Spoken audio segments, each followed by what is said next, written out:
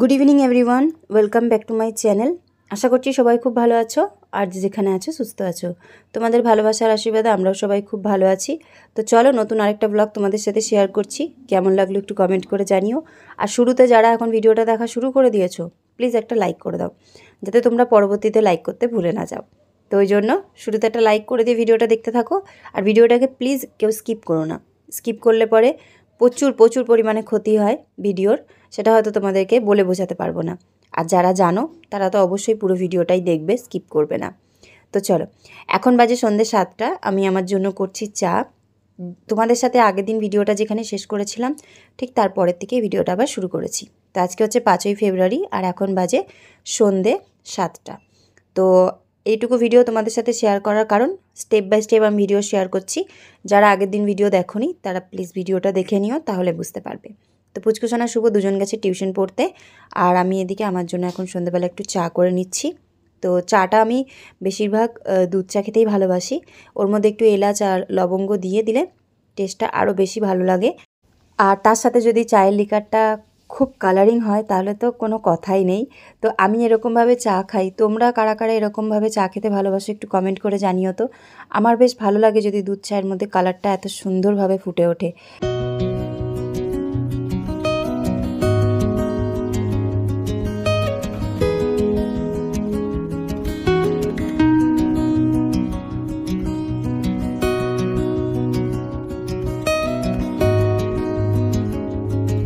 সন্ধেবেলা গেছিলাম মুদিখানা দোকানে। তো কী কী জিনিস নিয়ে এসেছে সেগুলো তোমাদেরকে একবার দেখিয়ে দিই।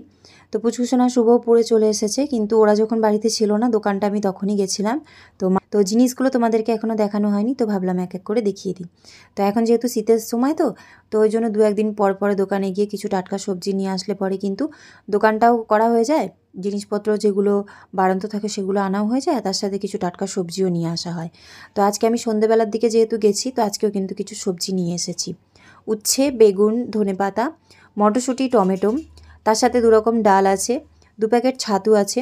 আমরা যেহেতু ছাতুটা সকালবেলা 3 জনা মিলেই খাই, তো ওই জন্য 2 প্যাকেট করে ছাতু আমি সবসময় এনে রাখি। 2টো আটার প্যাকেট আছে। তো বেশিরভাগই কিন্তু আমাদের রুটি, পরোটা, লুচি এগুলো কিন্তু আটা দিয়েই খাওয়া হয়। তাছাড়া আছে একটা নিভিয়ার কৌটো। যেহেতু শীত এখনও হালকা আছে, তো ওই জন্য এখনও শীতের ক্রিম আমাদেরকে ব্যবহার করতে হচ্ছে। ঠাকুরের জন্য আছে এখানে কিছু সলতে। আর তাছাড়া ব্যাগের মধ্যে আছে মটরশুঁটি আর টমেটো। এখন যেহেতু শীতের সিজন বলতে গেলে একদম চলে যাওয়ার মুখেই, তো ওই জন্য বেশ কিছুটা মটরশুঁটি নিয়ে এসেছি। তো মটরশুঁটি দিয়ে আমরা বেশ কয়েকদিন খেয়েছিলাম মটরশুঁটির কচুরি, যেটা পুচকুসোনা শুভর আমার 3 জনেরই ফেভারিট। কিন্তু খুব একটা বেশি যেহেতু আমরা ময়দা খাই না বা তেলে ভাজা খাই না, তো ওই জন্য ভাবলাম শীত শেষ হওয়ার আগে দিয়ে মটরশুঁটির যে আরও বাড়তি জিনিসগুলো আছে, মানে তরকারি, মটরশুঁটির কচুরি, তো সেইগুলোও বানিয়ে খাওয়া যাবে। তো ওই জন্য আমি 1 কেজি মতন মটরশুঁটি আজকে নিয়ে এসেছি। তো এখন বাজে রাত্রির 9টা। সারাটা দিনই কাজ করতে করতে চলে যায়, কোন দিক দিয়ে যে সময় কেটে যায় একদমই বুঝতে পারি না। সকাল থেকে রাত পর্যন্ত টুকটাক কাজকর্ম কিছু না কিছু থাকেই। তো বিকালবেলা যে কটা থালা বাসন ধুয়েছিলাম তো সেইগুলো, আর তাছাড়া এখন সন্ধেবেলায় চা খাওয়ার কিছু থালা বাসন ছিল, তারপরে আরও এক্সট্রা টুকটাক থালা বাসন ছিল। তো সেগুলোকে ধুয়ে এখন বর্তনের স্ট্যান্ডে রেখে দিচ্ছি। তো আমি এখন শীতের সময় খুব বেশি সকালবেলার দিকে জল ঘাটতে পারি না, যেহেতু আমার ঠান্ডা লাগার ধাত আছে। তো ওই জন্য তোমাদেরকেও আমি একটা কথা বলবো, যেহেতু আমি এই সমস্যাগুলোর সম্মুখীন হয়েছি বা আমাকে এখনও হতে হয়, তো ওই জন্য যখনই তোমরা পারবে একটু বেলা থাকতে, রোদ্দুর থাকতে, ওয়েদারটা যখন কম ঠান্ডা থাকবে তখন তোমরা জলের কাজগুলো করে নিও। আর যখন দেখবে খুব বেশি ঠান্ডা, তো ওই টাইমে তোমরা প্লিজ জলটা কম ঘেটো, যেরকম আমি এখন করি। কিছু কিছু জিনিস আছে যতক্ষণ না আমরা সেটার মূল্য বুঝি ততক্ষণ কিন্তু আমরা সেই জিনিসটাকে কেউই করি না। তো প্রত্যেক বছর আমার প্রচুর পরিমাণে ঠান্ডা লাগতো, এই বছরও প্রথমের দিকে আমার প্রচুর পরিমাণে ঠান্ডা লেগেছে, বাট এখন এই ওয়েদারে আমি কিন্তু যথেষ্ট ভালো আছি। তো ওই জন্য যত জলের থেকে কম থাকবে যাদের ঠান্ডার ধাত, তো তাদের জন্য কিন্তু শরীর সারাটা বছরই ভালো থাকবে। তো আমি যেরকমটা করে থাকি, তো সেটাই তোমাদের সাথে শেয়ার করলাম। আশা রাখছি যে তোমাদের একটু হলেও হেল্প হবে। সকালবেলা ছাড়া বাকি আদার্স আমি সারাদিন জলের কাজ করলেও আমার কোনো সমস্যা হয় না, কিন্তু ঘুম থেকে উঠেই জল ঘাটলে সেই জল ঘাটাটাতেই আমার সমস্যাটা একটু বেশি হয়। তো আজকে রাতে হবে আমাদের আটার লুচি। আটা দিয়েই আমরা যেহেতু এখন সব কিছু খাই, পরোটা, লুচি, তারপরে রুটি, তো ওই কারণে আজকে আটা দিয়ে করব লুচি। তো অনেক দিন তোমাদের সাথে না অনেক কিছু ভিডিও শেয়ার করা হয়নি, মানে পুরো লাইফস্টাইলটাকেই চেঞ্জ করেছি বিশেষ করে শুভর জন্য। আর এখন যেহেতু আটা দিয়ে লুচি করব, তো চলো এক ফাঁকে তার আগে দেখে আসি পুচকু সোনা কী করছে। ওকে আমি অনেকক্ষণ আগে দিয়েছিলাম মটরশুঁটি ছাড়াতে, তো ফাইনালি মটরশুঁটি সবই ছাড়িয়ে ফেলেছে। তো এই দেখো আর অল্প কটার মতনই বাকি আছে, কিন্তু এই মটরশুঁটি ছাড়ানোটাও কিন্তু একটা ধৈর্যের বিষয়। ও মিনিমাম 1 কেজি মটরশুঁটি একা বসে বসে ছাড়িয়েছে, আর এইভাবে ডাব্বাতে স্টোর করে আমি এখন ফ্রিজে রেখে দেবো। অল্প অল্প করে খাওয়াও হবে, আর তার সাথে মটরশুঁটিগুলো কিন্তু ফ্রিজে স্টোর করলে ভালোও থাকবে। তো তারপরে এখন আমি লুচিগুলো ভেজে নিচ্ছি। তো কিছু কিছু ক্ষেত্রে না রিফাইন্ড তেল না ইউজ করলে কিন্তু ভালো লাগে না ঠিকই, কিন্তু রিফাইন্ড তেল ছাড়াও কিন্তু খেতে সর্ষের তেলেও সব জিনিস ভালো লাগে। আমি এর আগে কয়েকদিন লুচিগুলোকে সর্ষের তেলে ভেজেছিলাম, খেতে খুবই ভালো লাগছিল। আর বিশ্বাস করবে না তোমরা, এক ফোঁটাও তেল কিন্তু লুচির মধ্যে থাকতো না। বাট আজকে ভাবলাম আমি একটু রিফাইন্ড তেল দিয়ে লুচিটাকে ভেজে দেখি। তো তারপরে দেখলাম যে না, লুচির মধ্যে হালকা একটু তেল থেকেই যাচ্ছে। তো ওই জন্য নেক্সট টাইম পরবর্তীতে আমি সর্ষের তেলেই লুচি ভাজবো। তবে লুচি তোমরা আটা দিয়ে করো বা ময়দা দিয়ে, ভালোভাবে যদি মাখানো হয় তাহলে কিন্তু প্রত্যেকটা লুচি কিন্তু সেক্ষেত্রে ফোলে। আর লুচিগুলোকে ভাজার সময় একটু মোটা রাখতে হবে, খুব বেশি পাতলা করে দিলে কিন্তু ঠিকঠাকভাবে ফুলবে না। তো চলো আমি লুচিগুলো ভেজে নিই। আর তোমরা যারা আমার আগের দিনের ভিডিও দেখেছো তারা অবশ্যই জানবে যে মর্নিংয়ে আমি করেছিলাম কাবলি ছোলার ঘুগনি। যেহেতু ঘুগনিটা বেশি পরিমাণে করেছি, আর আজকে আমার ইচ্ছাও ছিল যে রাত্রিবেলা আমরা আজকে ভাত খাবো না, রুটি পরোটা বা লুচি কিছু একটা খাবো। তো সেই কারণে আমি তরকারিটা কিন্তু বেশি করে বানিয়ে ফ্রিজে রেখে দিয়েছিলাম। এখন লুচিগুলো ভাজা হয়ে গেলে তরকারিটা গরম করে নেব। তারপরে আজকে আমাদের ডিনারে থাকবে লুচি আর কাবলি ছোলার ঘুগনি।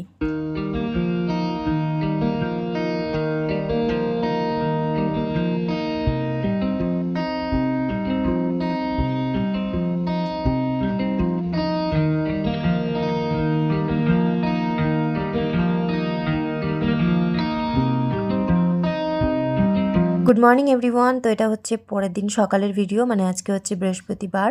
তো সকালবেলা ঘুম থেকে উঠেই সবার আগে বালতি ড্রাম যেগুলো খালি আছে তো সেগুলো আগে ভরার জন্য রেখে দিচ্ছি, তারপরে আস্তে আস্তে সব টুকটাক কাজকর্ম শুরু করব।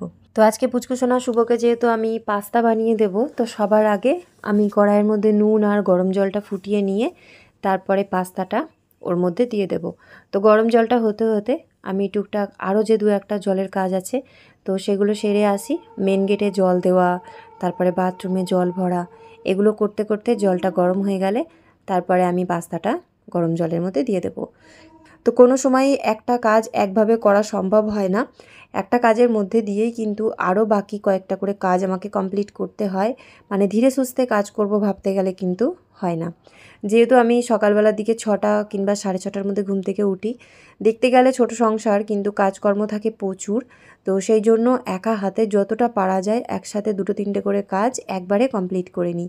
তার সাথে জামাকাপড়ও আছে যেগুলো আমি কাচতে দেবো। তো এইভাবেই টুকটাক করতে থাকবো। তো তোমরা দেখতে থাকো ভিডিওটা, যতটা পারবো আমি ছোটোর মধ্যে তোমাদের সাথে ভিডিওটা সম্পূর্ণটাই শেয়ার করার চেষ্টা করব। তো জলটা যেহেতু খুব ভালোভাবে দেখতেই পাচ্ছ একদম টকবক করে ফুটে গেছে, তো এই ক্ষেত্রে আমি এখন পাস্তাগুলোকে কিন্তু দিয়ে দেবো। তো জল যদি প্রথমেই খুব ভালোভাবে ফুটিয়ে নেওয়া যায় তারপরে কোনো জিনিস সিদ্ধ করতে দেওয়া হয় তাহলে কিন্তু খুব তাড়াতাড়ি সিদ্ধ হয়ে যায়। আর যেহেতু নুন দিয়ে রেখেছি তো ওই জন্য কিন্তু পাস্তাটা খুব তাড়াতাড়ি সিদ্ধ হয়ে যাবে। তো চলো এবার বাকি রেসিপিটা তোমাদের সাথে শেয়ার করি। তো পাস্তা তোমাদের কার কার ভালো লাগে তোমরা একটু কমেন্ট করে জানিও। তবে আমার কিন্তু পাস্তা একদমই ভালো লাগে না, পুচকুসোনা শুভর ভালো লাগে বলেই আমি ওদেরকেই বানিয়ে দিই। আমার কাছে পাস্তার থেকে তো বেশি সব থেকে ভালো লাগে চাউমিন। যেইভাবেই বানাও না কেন, চাউমিন আর ম্যাগিটাকে যদি চাউমিনের মতন করে বানানো হয় তাহলে আমার মনে হয় পাস্তা ওর কাছে কিছুই না। তো আমার সত্যি কথা বলতে চাউমিনটাই শুধু ভালো লাগে, পাস্তা কোনো রকমেরই ভালো লাগে না। তো কড়াইয়ের মধ্যে আমি বেশ কিছুটা সর্ষের তেল দিয়ে দিয়েছিলাম, তার মধ্যে তেলটা গরম হওয়ার পরে দিয়ে দিলাম 2টো ছোটো কুচি করা পেঁয়াজ। তো পেঁয়াজটাকে হালকা ভেজে নেব। আর ভাজতে ভাজতেই আমি এখন সকালবেলা ওদের 2 ভাই বোনের জন্য ছাতুর শরবতটাকে রেডি করে দেব। তো ছাতু আর চিনি দিয়েই শরবতটা করি, এটাই আমাদের 3জনার ভালো লাগে। আদার্স এছাড়া আমাদের কোনো রকমেরই ভালো লাগে না ছাতুর শরবত, আর কোনো দিন ট্রাইও করিনি। তো ওদেরকে গুলিয়ে এখন দেব ছাতুর শরবতটা। আমি একটু পরে ছাতুর শরবত করে খাবো।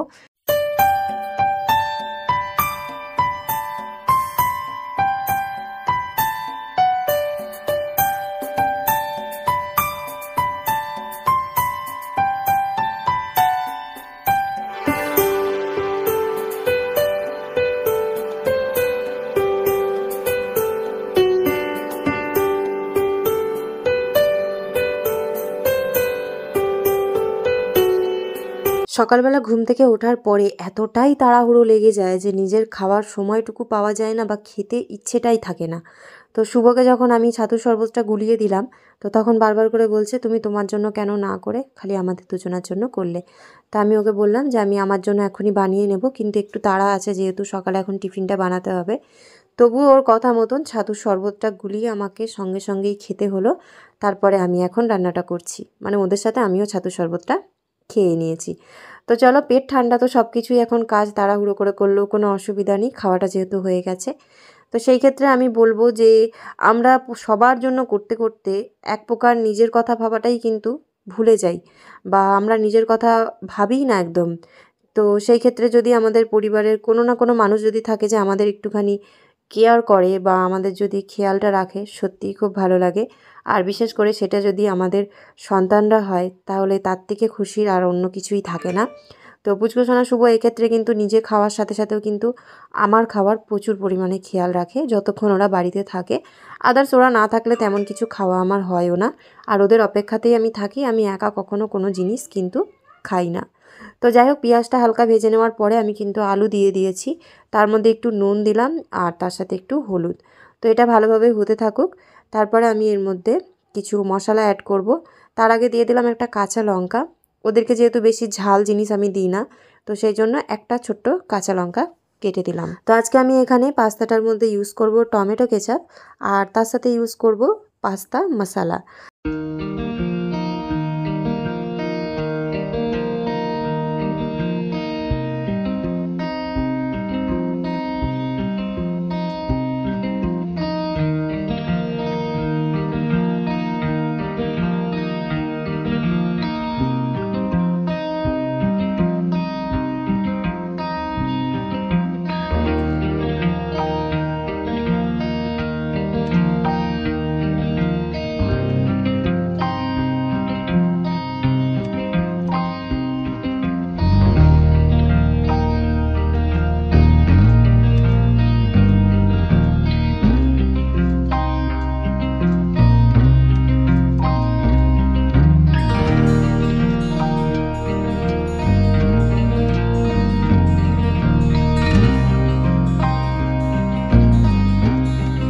পুচকুসোনা আর শুভর জন্য তৈরি হয়ে গেছে ইয়াম্মি টেস্টি পাস্তা।